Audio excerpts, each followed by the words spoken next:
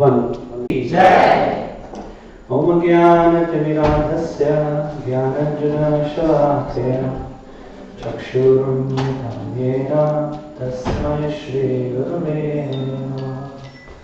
Shri Chaitanya-manobhishtam Sthapitam yena bhutale Swayam Rupa Tadamayam Dadati Swapadantikam Vanchakalpatarupyascha Kripa-sindhubhya eva cha Patitanam pavanebhyo Vaishnavebhyo namo namaha.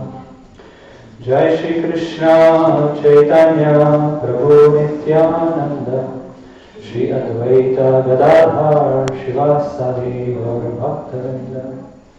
Hare Krishna Krishna Krishna Hare Hare Hare Rama Rama Rama Hare Hare. Namo Vishnupadaya Krishna Prishtaya Bhutale Srimate Bhaktivedanta Swami Niti Namane Namaste Saraswati Deve Gauravani Pracharine Nirvishesha Shunyavadi Paschatya Deshatarine. Shri Prabhupada Ki Jai. Hare Krishna. So is anyone here for the first time? I know somebody did raise their hand. Is it the first time? Welcome. Thank you for being here. Anyone in our audience is not familiar with who Lord Nityananda is? I guess maybe yourself and first time. Yourself as well? Anyone else not familiar with Lord Nityananda? Not familiar. Anyone? Yourself? Oh, totally familiar. No, I would. Best buddies. I wish. Okay.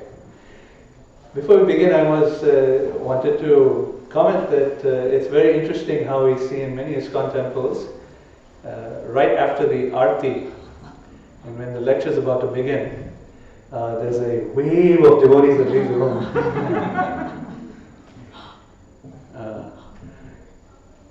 Today especially, I don't blame them. But I think many of them go for children's service, and somehow with the children, adults also kind of try to join the children's program or something.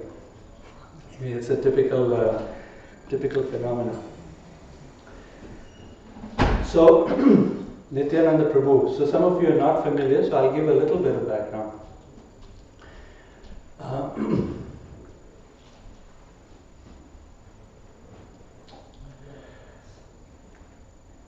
Is Nityananda Prabhu? Well, you can look up the history books and you'll find out that there's a personality by the name Nityananda Ram actually, who appeared in the Bengal area in the 1500s.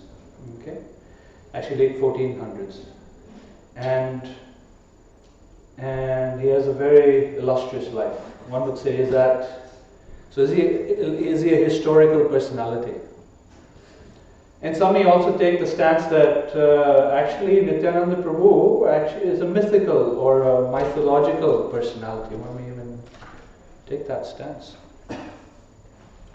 So is Nityananda Prabhu a historical personality or a mythological personality or a religious imagination, etc.? When we read about him in the various Bhakti Shastras or Bhakti scriptures, actually Nityananda Prabhu, for those who may not know him, is deeply connected with you. Deeply connected with each one of us. We have something within us, something or someone, some higher consciousness that guides us. That high consciousness in Sanskrit is known as Param Atma, or Supreme Soul, or Super Soul. That Param Atma is an expansion of Nityananda Prabhu. So that person, you could say, that's within our heart, that's so close to us, that's even closer to us than our spouse, if you have one. Or closer to us than our parents, or whoever else might be super close to us. Even closer to us than those relationships is Nityananda Prabhu. So we actually have an eternal relationship with Nityananda Prabhu. Because he is the source of the super soul within us.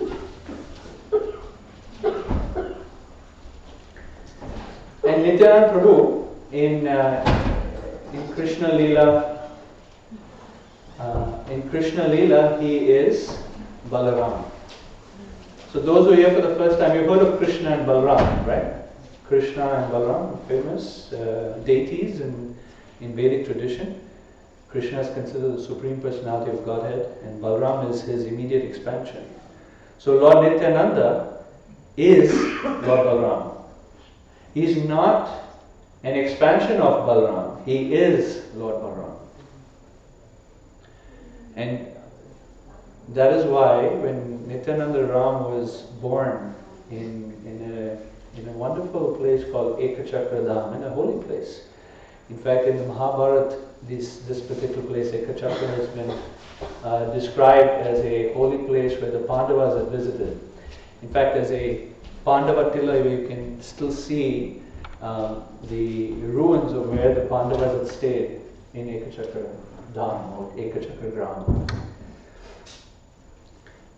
In Ekachakra Gram, before the advent of Lord Nityananda, there was an astrologer who looked up the stars of that particular place and determined that in the future there is going to be an advent of Lord Balaram. And so he had determined, and he had verified that with other astrologers as well. Yes, it's true. They couldn't believe it initially, but yes, there's going to be an advent of the Supreme Personality of Godhead in that holy land of Ekachakra. So when Nityananda Prabhu was born to his parents, their names were Hadai Pandit and Padmavati, they named him Nityananda. Nitya Ananda. Nitya means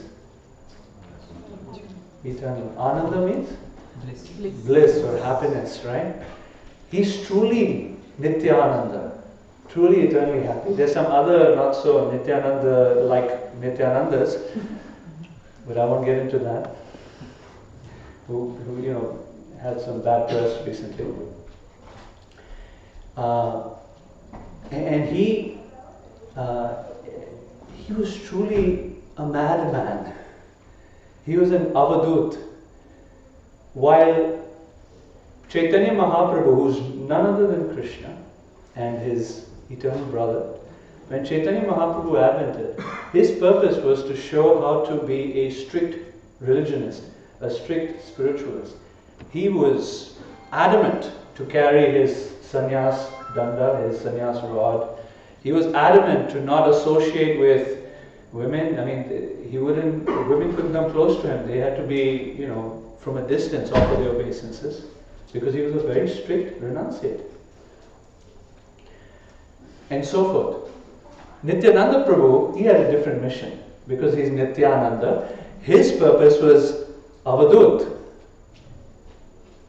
For example, when they were traveling together from Bengal down to Puri, Nityananda Prabhu somehow had the possession of Lord Chaitanya's danda. And he only got it because Chaitanya Mahaprabhu gave his sannyas danda to Jagadananda Pandit. Jagadananda Pandit needed to collect alms to cook, because he was the cook of the team. And so he gave the danda to Nityananda Prabhu. Nityananda Prabhu looked at the danda and considered for a very short time, and then decided to break the danda into 3 pieces and throw it into the river. Cool. So Chaitanya Mahaprabhu comes back and says, "Where's my danda?" He took it. "Nityananda, where's my danda?" He's an avadut, so he comes up with stories.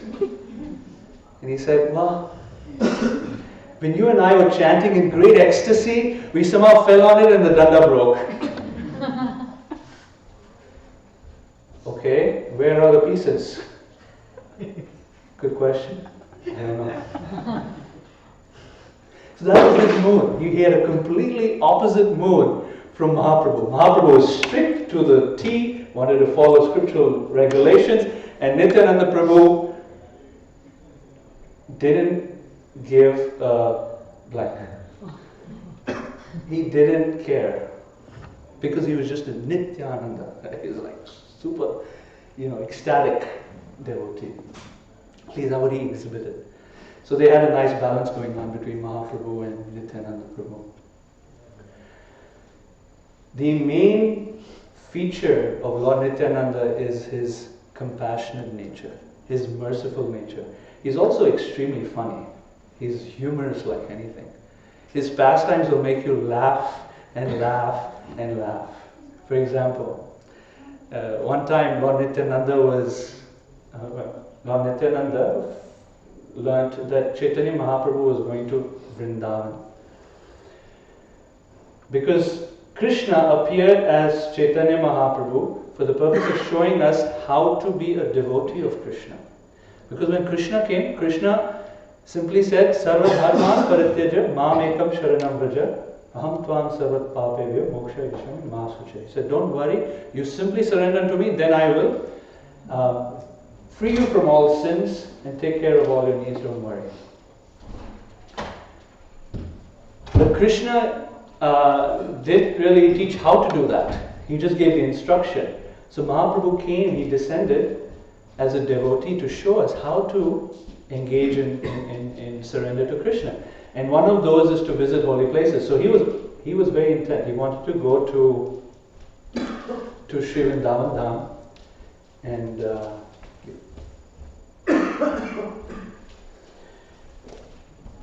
and when he went to Vrindavan Dham, or before you got to Vrindavan Dham, Nityananda Prabhu made the arrangement with some cowherd boys to mislead Chaitanya Mahaprabhu. So when Mahaprabhu met the cowherd boys said Vrindavan is that way, heading him back to Bengal. And so when Nityananda Prabhu then met him along the way, and he said, "Oh, what are you doing here?" "I'm just wanting to join you to Vrindavan." So they started to walk together. They came to the bank of the Ganges, which is right next to this place called Shantipur. Shantipur is where Advaitacharya, another personality in Chaitanya Leela, in the pastimes of Lord Chaitanya, who was there. And he wanted to invite Lord Chaitanya to his house. So they saw him on a boat coming towards them. And Mahaprabhu says, "Advaitacharya, how is it that you're here?" He said, "Well, this is like the Yamuna." He said, "But that doesn't make any sense. But you're here, you live now." And then Advaitacharya said, "Well, actually, welcome to Shantipur." So then Chaitanya Mahaprabhu, confused by both of Nityananda Prabhu and Advaitacharya, was then invited to go take lunch at the house of Advaitacharya. He said, "Please come. I have just a few vegetables cooked, just a little bit." He said, "Yes, listen, I'm a sannyasi. I eat very little and I don't want too much variety. So make sure it is a very simple meal." He said, yes, very simple meal. So when he went there was this, as you can imagine, for Mahaprabhu, this huge spread of so many items, hundreds of dishes that were made by Advaitacharya and his wife, and was presented in front of Mahaprabhu. And then Mahaprabhu was blown away. He's like, "I can't eat so much." So Advaitacharya says, "Just sit down. I know who you are. In Jagannath Puri, you have 56 offerings a day. Over 100 items every day. I know who you are. Just sit. Let me feed you. And I'll tell you what. I'll give you just half a bowl. You eat half a bowl, and that's it. Whatever remain, we'll take care of it." So that, and Mahaprabhu finally was cajoled to sitting down to take prasadam. He was taking on in prasadam. How does Nityananda Prabhu respond when he sees this big feast? That's it? How am I going to eat this microscopic food? It's not going to satisfy my hunger. Advaita Acharya takes the cue. He says, what to do? I'm just a poor man. Please accept whatever I'm able to offer you. It's not true. Advaita Acharya was not a poor man. He was able to arrange accommodations for all the devotees when they had festivals in Shantipur. And so then finally Nityananda Prabhu was cajoled to sit down and start taking prasadam. Midway through the meal, Nityananda Prabhu says, I'm not filling my belly. This is not enough for me. And so Advaita Acharya tells him, you are someone who can eat 40 kilos of rice, 80 kilos of rice. What can I do? So Nityananda Prabhu takes a little bit of rice, prasadam. By the way, don't do this at home. This is not recommended. He takes some prasadam and just throws it on the floor in anger. And some of that rice hits Advaita Acharya's cloth, and Advaita Acharya starts dancing. Haribol! Haribol! The prasad of Nityananda has touched me. I am greatly fortunate. And he's just like jubilant. And how does Nityananda respond? Lord Nityananda says, you're a fool. Because you do not understand the value of prasadam. I'm an ordinary person. I'm throwing the prasadam and you're thinking it's very great. He's just this is hilarious how he engages in his exchanges with Mahaprabhu. But besides his humorous nature, Lord Nityananda was extremely compassionate. In fact, it is said that Lord Chaitanya may reject you, but Lord Nityananda will not. There's an example of when Chaitanya Mahaprabhu was supposed to, so he was living in Jagannath Puri area in Orissa. He just got there and he decided he wanted to take a tour of South India. And before he took the tour, he told all his devotees, look, I want to go find my brother, my elder brother Vishwarup, but I can't go, I can't take any of you. So they all were like distraught, especially his inner circle. He first points to Nityananda and says, I can't take you because you break my danda, you misdirect me, you took me back to Shanthi. But actually he was glorifying him. He was seemingly berating Lord Nityananda, but he was actually glorifying the love of Lord Nityananda. And then he started talking about the other devotees and saying how, they have not been very kosher with him. So finally, Nityananda says, look, when you go to South India, you're going to be walking, you're going to need someone to help you with your water pot, you're going to take a bath, who's going to carry your bead bag if you're chanting japa, or when you're not chanting japa, and those kind of things. So take someone with you. And I got to tell you, look, I've been to South India on pilgrimage, so I'm a good candidate to consider to take with you. Mahaprabhu didn't agree. Finally, Lord Nityananda suggested, take this devotee. He's not part of your inner circle. His name is Kala Krishnadas. Let him be your servant. Okay? We all won't feel bad if you take him. If you take any of us, then Mahaprabhu will feel bad. So you take him. So he took Kala Krishnadas with him to South India. Along the way in South India, there were some group of people called the Bhattakaris. These people were gypsies, and what they would do is they would lure passerbys and try to increase their group, not by, how do we increase our group? Book distribution? The way they increase their group is by sending out their women, attracting the men, bringing them into their group, and then I don't know what they do, but they do something. And Kala Krishna Das, imagine, in the association of Sri Chaitanya Mahaprabhu, was still attracted to be with those Bhattataris because of the women luring him in.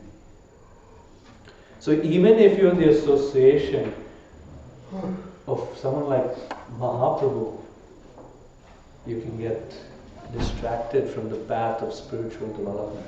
So it's a very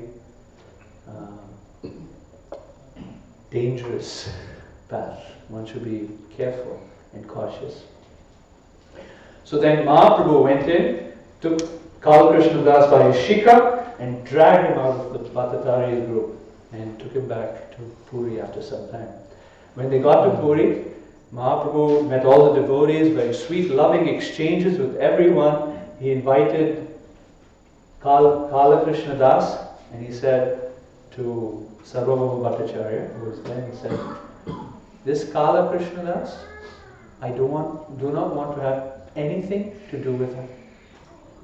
I have no responsibility with him anymore. Let him leave. Let him do whatever he likes. Now in our lives, we may have times, some of us are practicing the path of Krishna consciousness, but we may have times in our life where we slip. Unless someone's perfect, we may have, these weak moments of our lives, as they say. Right? These weak moments where we slip, where we don't act in a way that is congruent with our inner values. That's what happened to Kala Krishna Das. Even in Mahaprabhu's association. It was a big boo-boo for sure. It was a big slip. Right?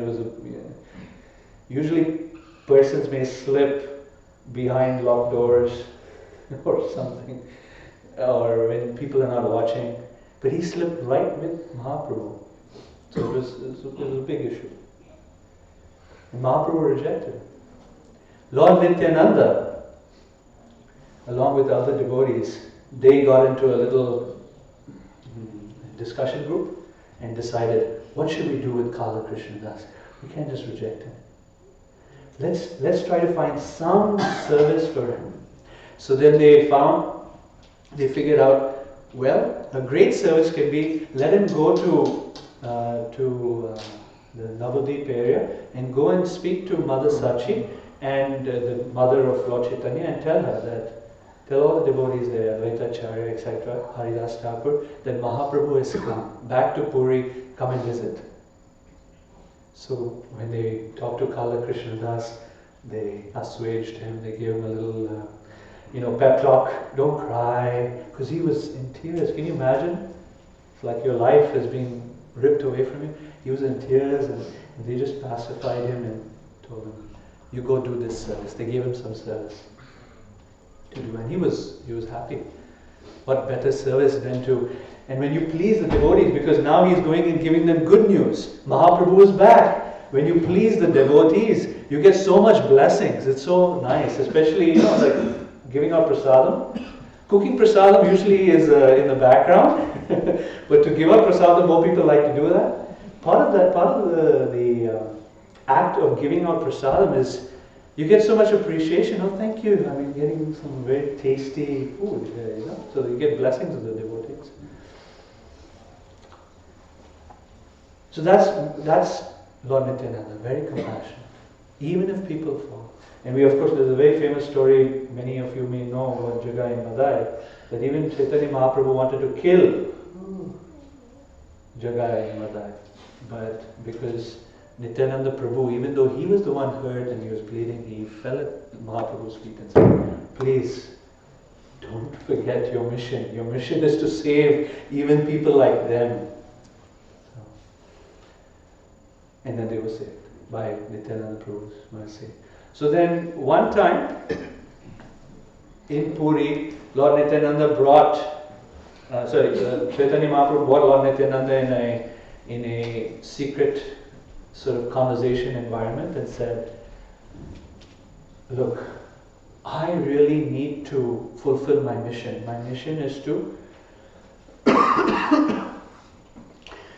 spread love of God everywhere. But here I am in Puri. I want you to be my agent and go to Bengal and spread love of God. Give people of Bengal Krishna Bhakti. You be my instrument. And Nityananda Prabhu's response was, I am like the body, and you are like the life of the body. So you are Nityananda Pran. So some of us know Nityananda Pranadas from Chicago. That's where the name comes from. Is Nityananda Pran. You are the life of Nityananda. I am simply the body. Therefore I am going to do as you say. So he started to walk all the way to Bengal. Mahaprabhu gave him some servants, some associates. So he didn't walk as in what we would do is like, okay, on a mission you got to walk all the way to Bengal. He basically was being Nityananda. His Avadut nature, just dancing his way to Bengal. And along the way, having ecstatic moments of losing where they are, losing the path. They sometimes went north, west, east, just chanting and dancing, and at times they influenced others around them, where one boy stood in one position for an entire month, just ecstatic. That was the potency of Nityananda Prabhu. Can you imagine if Nityananda Prabhu was there for our kirtan this evening? It would have been, there's a lot of nice dancing, but can you imagine what it was like to be in that kind of kirtan? So when Nityananda Prabhu went to Bengal, he went to first see Mother Sachi, the mother of Lord Chaitanya, and he had his Avaduta ways. He had his really interesting, you could say, strange ways of doing things. He would dress really opulently, and he would wear jewelry all over his body. He had a pearl necklace, a gold necklace, he had bangles, he had nice beautiful pearl and gold earrings, he wore a flower garland, he smeared his entire body with sandalwood pulp. Each of his fingers had golden rings. What comes to our mind as soon as you see someone that has a bunch of rings on their hands? It's like, you immediately think of maybe the mafia, or someone who's like really a rich, in local language they say Seth, some kind of... Bappi Levi. Huh? Bappi Levi. I think of him. I don't remember who that is, but it's jogging some, long-term memory from the back. Okay, so Nityananda, and he had silver ankle bells. He had what else did he have? He was well adorned compared to Lord Chaitanya. He was pretty cool. And the problem with opulence, just like if you have a really nice car, it incites envy. So there was one Brahmana in Navadip, son of a Brahmana. In Bengali it was Kumati. Mati means in Sanskrit, Mati means mind or consciousness. Ku is bad. Like Ku Yogi is one who's a bad yogi. He's not very properly following the path of yoga. So Kumati, he was a little crooked. Maybe not little, he was quite crooked. In the sense that he was a murderer. He was a dacoit. He liked robbing others. So he caught sight of Lord Nityananda's jewelry. So he would stealthily follow Lord Nityananda wherever he went and kind of like, where is he going? How's the best opportunity to steal that jewelry? that Lord Nityananda was carrying around. So he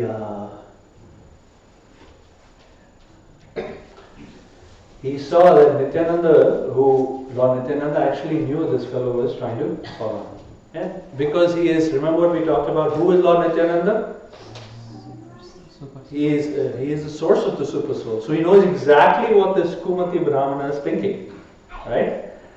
So he goes and lives in the house of a nice devotee, very austere devotee, who has practically nothing, akinchana. His name is Hiranya Pandit. And Hiranya Pandit is also, everyone in Lord Chaitanya's pastimes has a corresponding role in Lord Krishna's pastimes. So Hiranya Pandit was none other than the wives of the Brahmanas who gave Krishna and Balaram food when the sacrificial Brahmanas were not interested in taking care of the cowherd boys. So Hiranya Pandit fed Lord Nityananda and allowed him to stay in his house, or invited him, please you stay in my house.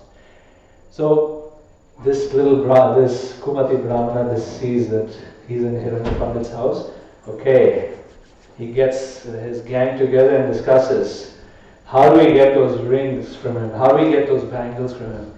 Let us plan to go tonight to Hiranya Pandit's house, and we'll take our swords, we take our shields, we take our weapons, and we'll attack. It'll only take half an hour. Trust me. They said, yeah, let's go. So they all get there. They congregate right next to a tree outside the house, and then they decide to send a spy. A spy goes forward to go see what's going on, and they see in the house this Nityananda Prabhu with his associates just ecstatic, dancing and chanting. They're not sleeping yet. And it's going, into the night. So the spy comes back and says, look, they're having a midnight party. So the dacoits decide, the leader of the dacoits, this Kumati Brahmana, says, we'll just wait here, and then as soon as they've taken rest, we'll attack. In the meantime, as they're waiting, some of them are saying, I like those bangles. The other one's saying, I like those rings. The other one's saying, I want to take those silver anklets, the jhumka? Payal, sorry. What is jhumka? Sorry. My vocabulary is a little weak. Among other things that is weak. So they were having this discussion, and then Nityananda Prabhu, by his mystic potency, because he is, according to Chaitanya Charitamrita, he is the source of all material worlds. He is Sankarshan. From Sankarshan comes the expanse, without all the details, expands all the Vishnus, the Karmadakshay Vishnu, Garbhodakshay, this is all technical terms, but you have 3 levels of Vishnus, and these Vishnus are what create the material world, and Lord Nityananda is the source of them. So he can do anything. So what he did is he arranged that the goddess of sleep attacked them. So all of those dacoits, they all fell asleep. Like deep sleep. They didn't even know what was going on. The next thing they knew that happened was the cooing of crows. So the what do you say? Caw kind of thing going on. And then they're like, oh my goodness, it's morning. What happened? They start, the Bengali is gali. Is it the same in Hindi? Gali is like you curse someone, right? They were cursing each other. Going, you just slept off. Well, you slept off too. So they're having this discussion, and then the leader says, let's go take a bath in the Ganges. They hid their weapons in the forest, and there was a problem. We did not worship goddess Chandi. So let us go worship the goddess Chandi with meat and wine, because apparently that's how she's worshipped. Strange practices in different places. So they offered meat and wine to her. And and then decided to come the next day. The next day, as they approach the home of Hiranya Pandit to try to steal, what do they see? They're like astonished. Because all around the house, four corners of the house, there's these huge, big guards. Each one of them can take out all of the dacoits. And they have weapons in their arms, and they're garlanded, and they've got sandalwood pulp, and they're chanting, Hari, Hari. Not hurry up, but Hari as in Lord Hari. Hari, Hari, Hari, Hari, Hari, Hari. Those guys were a little scared. They didn't want to mess with the pig. Hari, Hari. Can you imagine? So they're having this internal discussion. What's next? They're speculating. It must be that Lord Nityananda knows that we're coming, and so he's going to hire these guards to come protect the house. And then they speculate other things. The leader says, no. A commander of a king has come, and it's his guards, and they're a little sentimental, so they're chanting, Hari, Hari. So that's what's going on. Here's what we should do. Give this some more time. We'll come back in 10 days. So off they go. Third time, they say third time's a charm, right? Here's what happened the third time. The dacoits come back. That night, it was cloudy, dark. You couldn't see anything. Not only that, the dacoits were blinded. In the dense darkness and not being able to see, they fell into trenches. They got poked by thorns. Some fell into a ditch and broke their arms and feet. And then Lord Indra sent torrential rain, lightning. It became horrendous for these guys. They were wet, they were soaking wet, they were almost dead, they were blind. They were left with no other choice but to think about what's going on here. Sometimes that happens, you keep trying, it doesn't work. There must be a lesson, in what God must be trying to teach us when something's not working out. And so the dacoits, or the leader of the dacoits, internally realized Lord Nityananda must be the Supreme Personality of Godhead.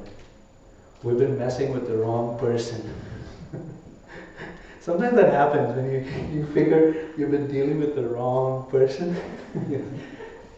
This, I'm sure I've got this right. Panga, right? You take panga with the wrong person. Hindi word.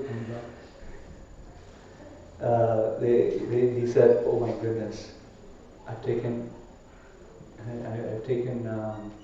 exception with this person. I shouldn't have done this." So he started to pray within his heart to Lord Nityananda. Please forgive me. You are the Supreme Personality of Godhead, the controller of all the universes. Please forgive me. And then that humble submission just within his heart, everything became better. Clouds parted, stopped raining. They felt well enough to go back home and discuss this. And then the next morning, the leader of the dacoit, comes back to Lord Nityananda. And he pays his full obeisances. And he says, Trahi, Trahi, please protect me, please rescue me from this world. And he dances and chants, and all the devotees are surprised because they know him. They know of him. This is the murderer dacoit guy. What's he doing here? Is he putting on a show to maybe steal more? And Lord Nityananda says, "Wow, what's going on?" So he tells the whole story. And he says, "You, Lord Nityananda, Supreme Lord, please accept me as your humble servant."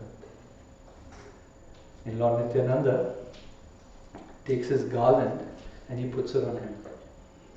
The devotees see this and they all pay obeisances to this, what used to be a dacoit person.